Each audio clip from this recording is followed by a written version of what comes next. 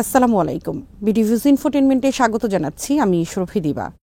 সর্বশেষ আপডেট হিসেবে মিশরের president Abdul Fattah al CC আন্তর্জাতিক সম্প্রদায়ের সামনে যুদ্ধবিধ্বস্ত গাজা পুনর্গঠনের জন্য একটি পরিকল্পনা পেশ করেছেন, যেখানে গাজাবাসীকে নিজ ভূমি থেকে উচ্ছেদ না করেই সেখানে পুনর্গঠন প্রক্রিয়া পরিচালনা করা সম্ভব হবে।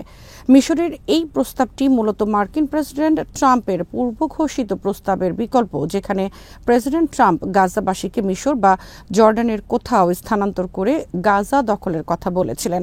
স্পেনে সফররত অবস্থায় দেশটির রাজধানী মাদ্রিদে একটি সংবাদ সম্মেলনে বক্তব্য দেওয়ার সময় প্রেসিডেন্ট সিসি তার প্রস্তাবটি ঘোষণা করেন। বিস্তারিত থাকছে এবারের প্রতিবেদনে।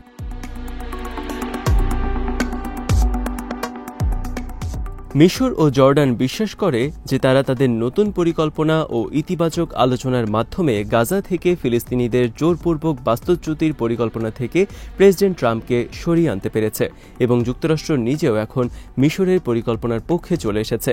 তাছাড়া মিশরের এই পরিকল্পনাটি আরব দেশগুলো ইতিবাচকভাবে গ্রহণ করবে বলে মিশরীয় কর্তৃপক্ষ আশাবাদ ব্যক্ত করেছেন।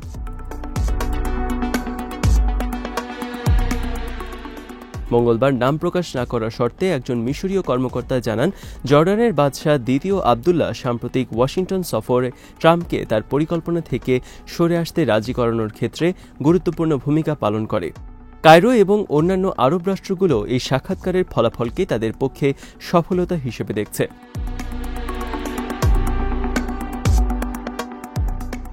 মিশর মনে করে, যখন বাহ্যত সম্ভাবনার সব দুয়ার বন্ধ মনে হয়েছে, ঠিক এমন সময় জর্ডানের বাদশার সফর ও প্রেসিডেন্ট ট্রাম্পের সাথে বৈঠক এই দুই বদ্ধ দুয়ার খোলার ক্ষেত্রে ইতিবাচক ভূমিকা রেখেছে।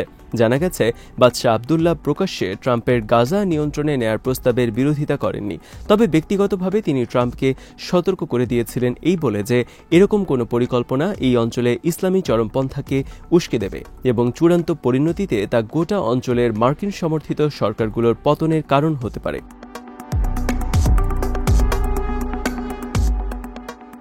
ট্রাম্প এমন বিশ্লেষণ শুনে ঘাবড়ে যান এবং পরবর্তীতে জর্ডানের প্রেসিডেন্ট বাকি আলাপ শোনার ব্যাপারে তিনি যথেষ্ট মনোযোগী ও সহানুভূতিশীল হয়ে যান বলে জানা যায়। মিশর ও জর্ডানের বাদশাহ আবদুল্লাহর বৈঠকের এই ফলাফল কাজে লাগিয়ে পরবর্তী ধাপ হিসেবে এবং গাজায় প্রধান ভূমিকা নেওয়ার জন্য ট্রাম্পের আস্থা অর্জন করতে আরও অগ্রসর হয়েছে। শুধু তাই নয়, মিশরের ভূমিকার কারণেই হামাস একই সাথে ৬ জন জিম্মি মুক্তি দেওয়ার ব্যাপারও সম্মত হয়েছে বলে জানা গেছে।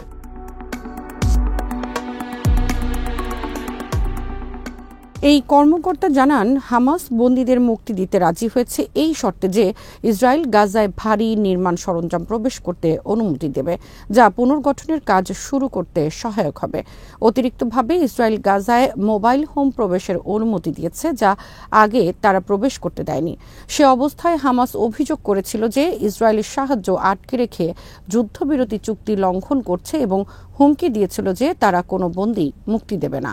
উল্লেখ্য, ট্রাম্পের গাজা উপত্যকা দখল ও ফিলিস্তিনিদের বল প্রয়োগে বাস্তুচ্যুত করার আহ্বান যুক্তরাষ্ট্র এবং বিশ্বের বিভিন্ন স্থানে ব্যাপক প্রতিক্রিয়া সৃষ্টি করেছে। আরব অংশীদাররা এতে হতাশ হয়েছিলেন, কারণ তারা আরব জনমতের ক্ষোভ এবং গাজায় যুদ্ধের আরও বিস্তারের আশঙ্কা করছিলেন।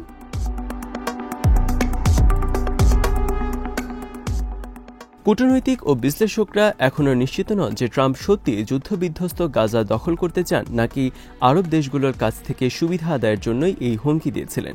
ট্রাম্পের পররাষ্ট্রমন্ত্রী মার্কো রুবিও ইঙ্গিত দিয়েছেন যে ট্রাম্প এমন একটি প্রস্তাব দিয়েছেন যার নেপথ্যে একাধিক কারণ থাকতে পারে। এর মধ্যে একটি কারণ হল আরব দেশগুলোকে সক্রিয় করা, যাতে তারা একটি পাল্টা প্রস্তাব দেয়। মিশরীয় পরিকল্পনাটি গতি পাওয়ায় মনে হচ্ছে ট্রাম্প তার অবস্থান পরিবর্তন করেছেন।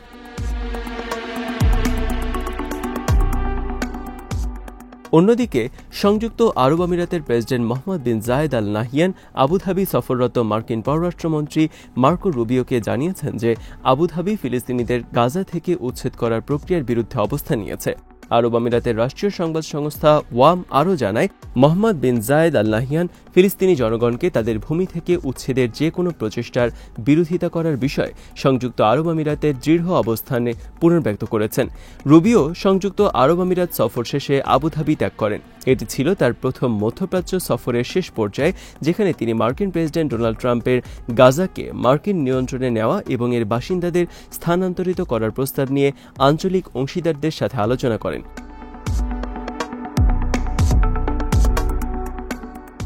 এই সফরের সময় রিয়াদে রুশ কর্মকর্তাদের সাথেও তার গুরুত্বপূর্ণ আলোচনা হয়, যেখানে ইউক্রেন যুদ্ধ সমাপ্তির প্রচেষ্টা সহ বিভিন্ন ইস্যু আলোচিত হয়। জানা গেছে, সংযুক্ত আরব আমিরাতের প্রেসিডেন্ট জোর দিয়ে বলেছেন যে গাজার পুনর্গঠনের প্রচেষ্টাকে একটি বিস্তৃত ও দীর্ঘস্থায়ী শান্তি প্রক্রিয়ার সাথে সংযুক্ত করা দরকার, যা রাষ্ট্র গঠনের সমাধানের ভিত্তিতে সম্পন্ন হবে।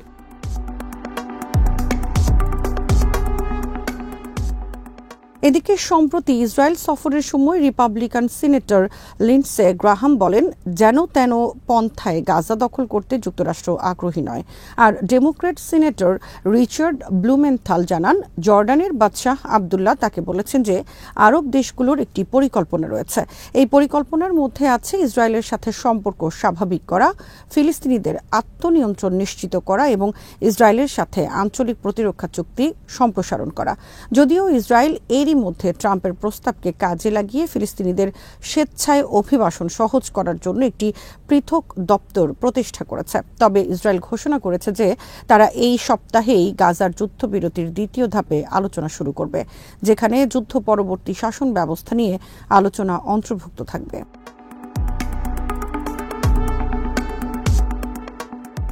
চলমান যুদ্ধবিরতি আলোচনাটি চলছে কাতারের মধ্যস্থতায়। আর কাতার জানিয়েছে, গাজা যুদ্ধবিরতির দ্বিতীয় ধাপের আলোচনার জন্য একটি সুবিধাজনক পরিবেশ তৈরি হয়েছে।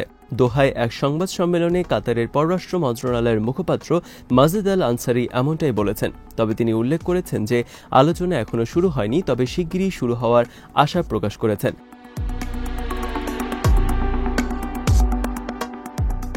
আনসারি গাজার মানবিক সহায়তার প্রবাহকে অপ্রতুল বলে অভিহিত করেছেন এবং জোর দিয়ে বলেছেন যে মানবিক সাহায্য পাঠানোর বিষয়টিকে দর কষাকষির উপকরণে পরিণত হওয়া উচিত নয়। ইসরায়েলের পররাষ্ট্রমন্ত্রী গিডিয়ন সাআর মঙ্গলবার জানিয়েছেন যে গাজা চুক্তির দ্বিতীয় ধাপের আলোচনা এই সপ্তাহেই শুরু হবে। সাআর জানিয়েছেন, ইসরায়েলের এই ধাপের আলোচনায় গাজার সম্পূর্ণ নিরস্ত্রীকরণ দাবি করবে।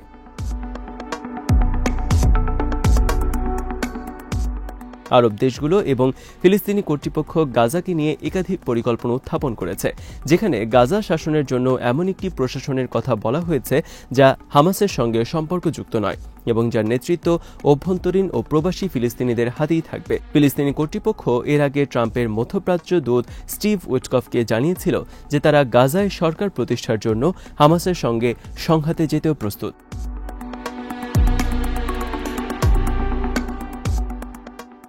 মিশরীয় কর্মকর্তারা দাবি করছেন যে গাজাকে নিয়ে তারা যে পরিকল্পনা করেছেন তা বাস্তবায়ন করতে কোনো সংঘাতের প্রয়োজন হবে না এবং হামাসও সম্মত হয়েছে যে তারা নতুন ফিলিস্তিনি সরকারের জন্য পথ ছেড়ে দেবে, যেখানে পশ্চিম তীরের ফিলিস্তিনি কর্তৃপক্ষের জ্যেষ্ঠ কর্মকর্তারা অন্তর্ভুক্ত থাকবেন না।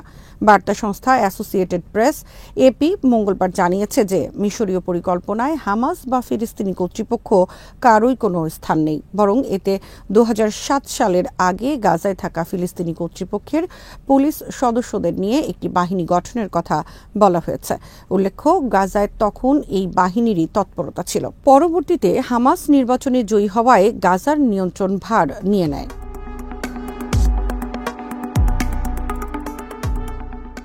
এদিকে হামাসের তরফ থেকে এএফপিকে জানানো হয়েছে যে ফিলিস্তিনি প্রতিরোধ গোষ্ঠী হামাস গাজার যুদ্ধবিরতির দ্বিতীয় ধাপে একটি একক বিনিময়ে অবশিষ্ট সব বন্দী মুক্তি দিতে প্রস্তুত। এক্ষেত্রে তারা প্রথম ধাপের মতো পর্যায়ক্রমিক কোনো প্রক্রিয়া অবলম্বন না করতেও আগ্রহের কথা জানিয়েছে। তবে এর বিনিময়ে একটি স্থায়ী যুদ্ধবিরতি এবং অবরুদ্ধ এলাকা থেকে ইসরায়েলি সেনাবাহিনীর সম্পূর্ণ প্রত্যাহার দাবি করেছে।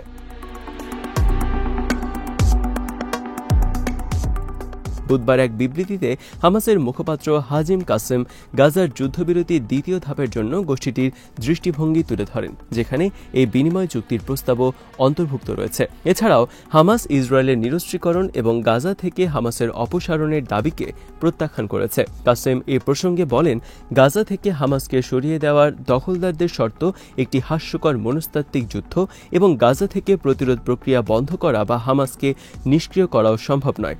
কাসেম আরও জানান, প্রথম ধাপের শান্তি চুক্তির আওতায় শনিবার জিম্মি মুক্তি দেবে হামাস। তবে এতদিন একবারে 3 জন জিম্মিকে মুক্তি দিলেও এবার তারা 6 জন জিম্মিকে মুক্তি দেওয়ার সিদ্ধান্ত নিয়েছেন।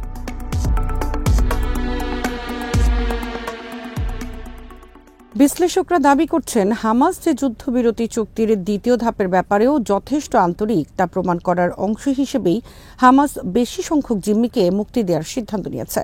আজ এখানেই শেষ করছি। সমরাস্ত্র, প্রতিরক্ষা ও কূটনীতির নানা তথ্য জানতে চোখ রাখুন বিডিনিউজ ইনফোটেইনমেন্টে। চ্যানেলটি ভালো লাগলে সাবস্ক্রাইব করুন, সংযুক্ত থাকুন আমাদের ফেসবুক পেজে। আল্লাহ হাফেজ।